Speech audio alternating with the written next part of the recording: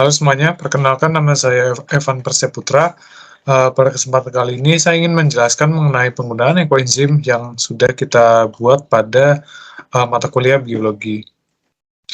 Sebelum itu kita harus mengetahui terlebih dahulu di bumi kita ini terdapat sebuah gas yang bernama gas metana, yang dimana gas metana ini bisa kita temukan pada sampah-sampah yang tertumpuk sehingga mengakibatkan terjadinya ledakan di area tempat pembuangan umum atau TPA.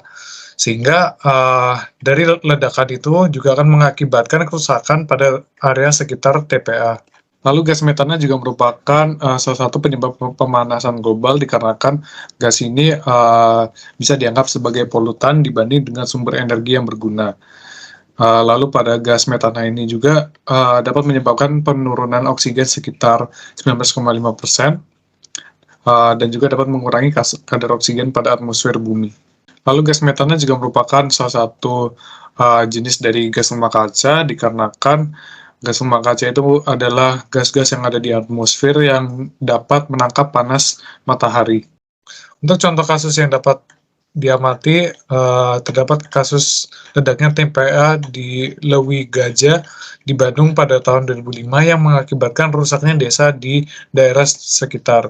Supaya hal tersebut tidak dapat terjadi lagi, maka kita bisa menanggulanginya dengan membuat sebuah produk yang bernama ekoenzim. Apa itu ekoenzim dan apa pentingnya ekoenzim? Dengan adanya ekoenzim, itu dapat mengurangi 60% sampah organik yang terbuang di tempat pembuangan akhir.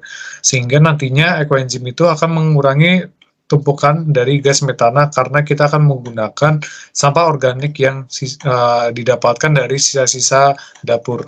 Cara ini bisa kita gunakan untuk memperbaiki kualitas udara.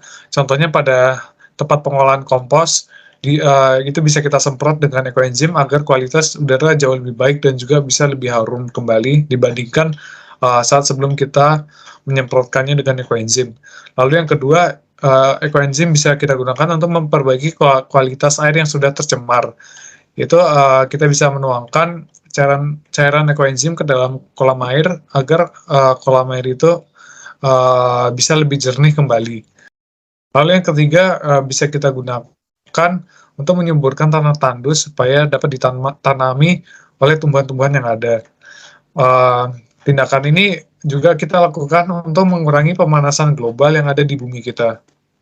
Selain itu juga, cairan ekoenzim dapat mengurangi kadar karbon dioksida atau CO2 yang ada di atmosfer bumi, serta juga dapat meminimalisir polutan-polutan yang ada, dan juga menangkap panas awan yang ada di atmosfer, yang dimana itu akan mengurangi efek dari rumah kaca serta pemanasan global.